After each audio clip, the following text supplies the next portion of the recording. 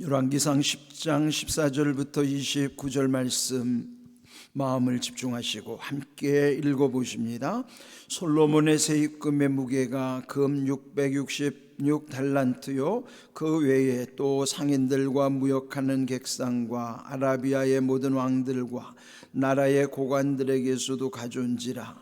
솔로몬 왕이 쳐서 느린 금으로 큰 방패 200개를 만들었으니 매 방패에 든 금이 600세겔이며 또 쳐서 느린 금으로 작은 방패 300개를 만들었으니 매 방패에 든 금이 3만이라. 왕이 이것들을 레바논 나무 궁에 두었더라. 왕이 또 상아로 큰 보좌를 만들고 정금으로 입혔으니 그 보좌에는 6층계가 있고 보좌 뒤에 둥근 머리가 있고 앉은 자리 양쪽에는 팔걸이가 있고 팔걸이 곁에는 사자가 하나씩 서 있으며 또 12사자가 있어 그 6층계 좌우편에 서 있으니 어느 나라에도 이같이 만든 것이 없었더라. 솔로몬 왕이 마시는 그릇은 다 금이요 레바논 나무 궁의 그릇들도 다 정금이라. 은기물이 없으니 솔로몬의 시대엔 은을 귀히 여기지 아니함은 왕이 바다에 다시스 배들을 두어 히람의 배와 함께 있게 하고 또 그 다시스 배로 3년에 한 번씩 금과 은과 상아와 원숭이와 공작을 실어 왔음이더라. 솔로몬 왕의 재산과 지혜가 세상의 그 어느 왕보다 큰지라. 온 세상 사람들이 다 하나님께서 솔로몬의 마음에 주신 지혜를 들으며 그의 얼굴을 보기 원하여 그들이 각기 예물을 가지고 왔으니 곧 은그릇과 금그릇과 의복과 갑옷과 향품과 말과 노새라. 해마다 그리하였더라.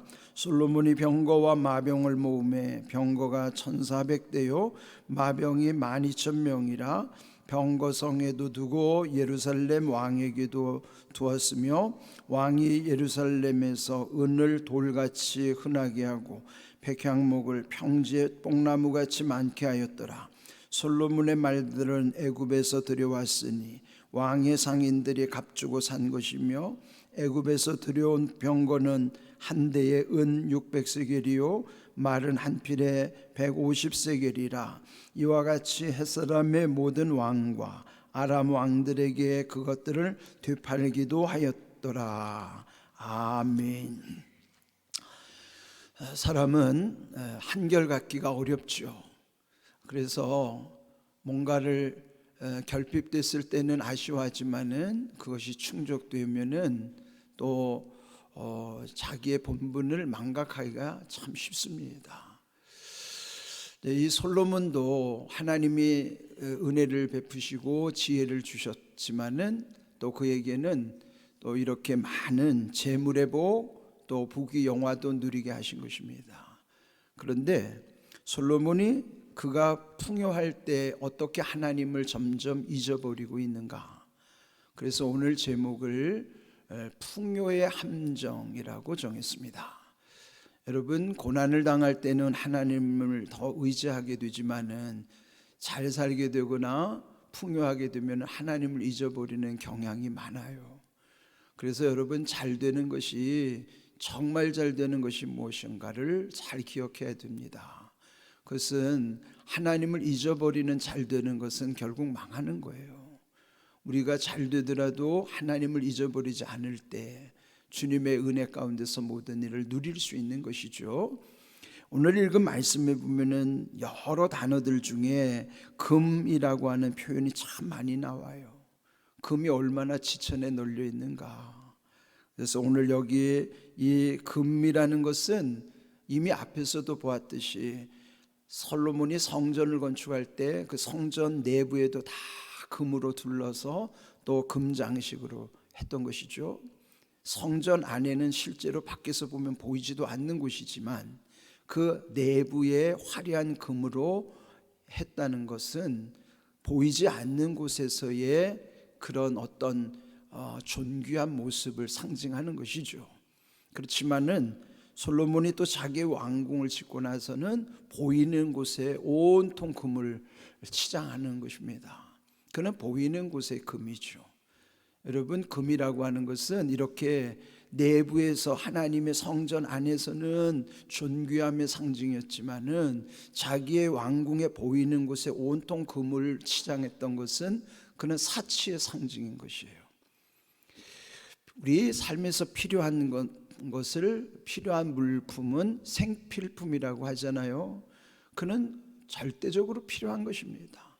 그러나 생필품을 넘어서서 있어도 되고 없어도 되는 것 중에는 그것은 사치품들이 많아요.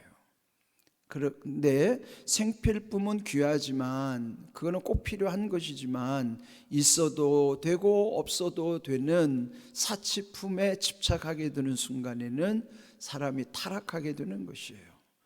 오늘 여기 온통 솔로몬의 궁궐 주변에 금이 얼마나 많았는가, 자, 한번 우리 함께 우리의 경각심을 불러일으키기 위해서 함께 보도록 합니다. 14절, 솔로몬의 세입금의 무게가 금 666달란트라 그랬어요. 여기 세입금이라고 그러는 것은 매년 정기적으로 얻는 수입을 말하는 거예요. 그것이 매년마다 666달란트라는 것. 달란트라는 것은 무게로서는 최고의 단위를 일컫는 것인데, 여기에 주석에 의하면은 다 사람마다 조금씩은 다른데 대체로 금의 무게로만 따져도 25톤 정도 되네요. 여러분, 금이 25톤이라면 얼마나 헤아릴 수도 없는 막대한 금액일 거예요. 그게 매년 세입으로 들어오는 거예요. 그뿐만 아니라 15절, 그 외에도 또 상인들과 무역하는 객상들, 아라비아의 모든 왕들, 나라의 고관들에게서도 가져온 것이 많았다. 부수입도 어마어마한 것이죠. 이처럼 솔로몬 왕국이 얼마나 풍요한가를 표현하는 내용입니다. 여기 오늘 금이라고 하는 단어를 여러분이 이렇게 유심히 보시면은 계속 반복되는 내용이에요. 16절, 솔로몬 왕이 쳐서 들인 금으로 큰 방패 200개를 만들었으니 매 방패에 든 금이 600세겔이며 또 쳐서 들인 금으로 작은 방패 300개를 만들었다 그랬어요. 금으로 큰 방패, 작은 방패, 큰 방패 200개, 작은 방패 300개.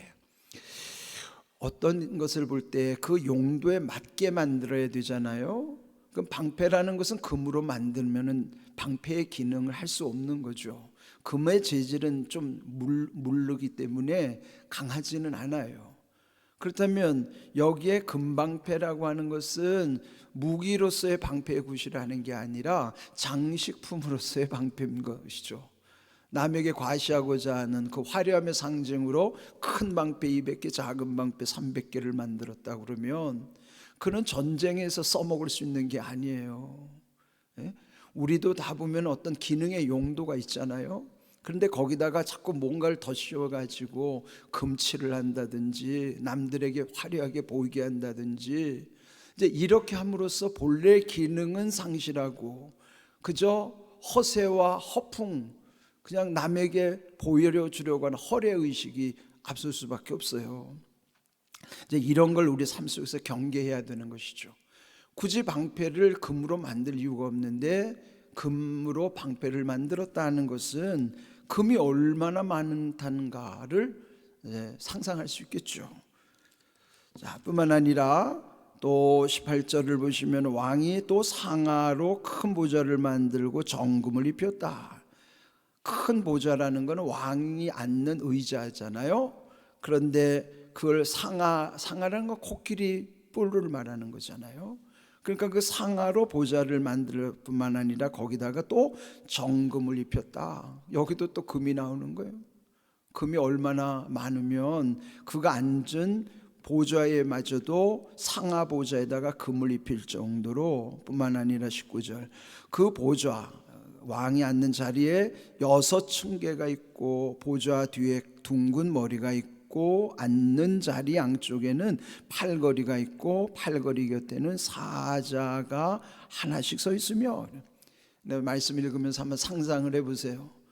지금 그 큰 보좌에, 상아로 만든 큰 보좌에 금을 입혔으니 얼마나 의리의리하겠습니까? 그런데 거기에 6계단이 있고 있고 또 양쪽에는 또 팔걸이가 있는데 그쪽 양쪽으로 사자상을 만들어 놓은 거예요.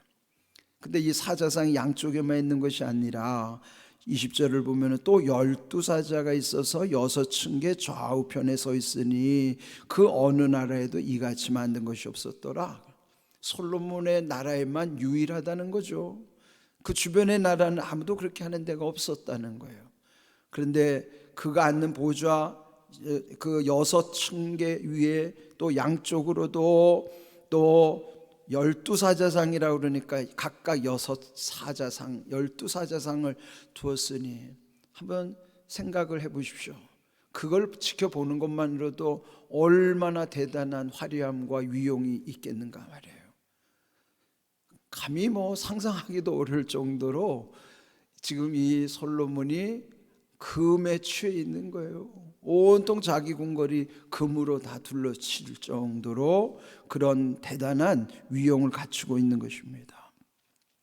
그뿐만 아니에요. 계속 금을 강조해요. 21절 왕이 마시는 그릇도 다 금으로 돼 있고 또 레바논 나무 궁의 그릇들도 다 정금이라. 은기물이 없으니 솔로몬의 시대에 은을 귀히 여기지 아니했다.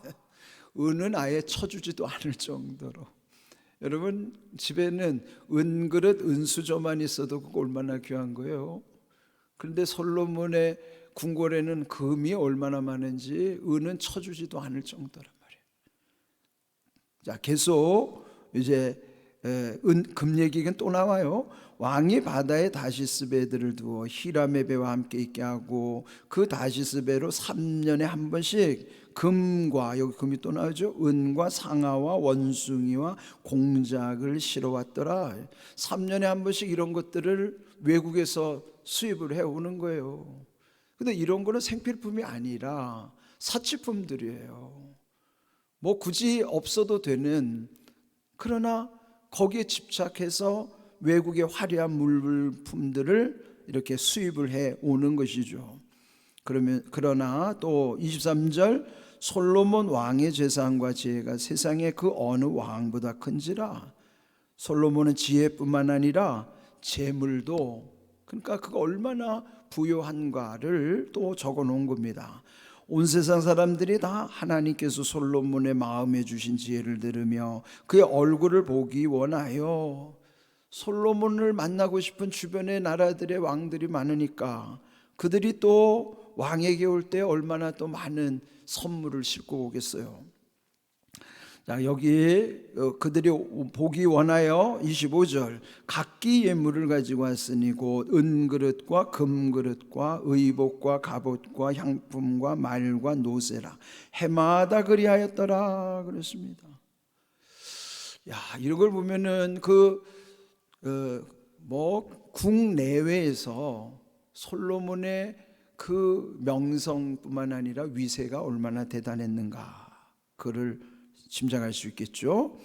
또 26절 솔로몬이 병과 마병을 모으매 병거가 1400대요 마병이 12000명이라 병거성에도 두고 또 예루살렘 왕에게 두었으며 왕이 예루살렘에서 은을 돌같이 흔하게 하고 백향목을 평지에 뽕나무같이 많게 하였더라. 앞에서도 은에 대해서 말했죠. 은을 귀히 여기지 아니했다 했는데 여기에 또 반복되는 것은 예루살렘에서는 은을 돌같이 흔하게 여겼다.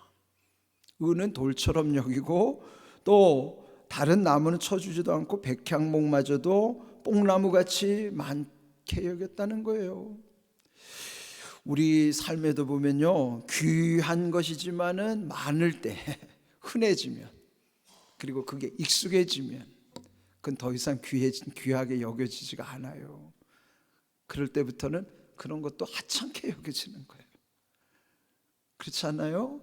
지금 우리가 예전에 전쟁 1953년 우리 전쟁을 마친 이후에 우리나라가 세계에서 제일 못 사는 나라였어요. 제일 못 사는 나라였는데 완전히 다 무너진 폐허가 된 나라인데 지금 이제 한 70여 년이 지난 세월 속에 우리나라는요 세계 10번째 안에 들어가는 이런 잘 사는 나라, 강대한 나라가 됐어요. 그런데 우리 안에 이런 모습이 있는 거예요. 옛날에는 뭐 하나 작은 것도 너무나 귀하게 여기고 소중히 여겼는데 지금 너무 흔하니까 소중한 줄도 모르죠. 하찮게 여긴단 말이에요. 이게 마치 솔로몬의 마음과 우리의 마음이 뭐가 다를까요? 여기서 풍요의 함정이 있는 거예요. 잘 될 때 넘어지고 결국은 잘 될 때 하나님을 잊어버리는 우리의 모습이 있는 거예요. 이미 신명기 17장 17절에 보면요, 이스라엘이 장차 가나안에 들어가면 왕을 세울 때 이렇게 해야 된다 하는 규정이 있어요. 그 규정에 신명기 17장 17절에 보면은 왕은 아내들을 많이 두지 말 것이며 은금을 많이 소유하지 말 것이라 그랬어요. 근데 솔로몬은 지금 다 어긴 거예요. 예? 아내들도 많이 뒀죠. 솔로몬의 여인들이 후궁이 700에 첩이 300이면은 1000명의 여인의 치마폭에 휩싸여 있단 말이에요.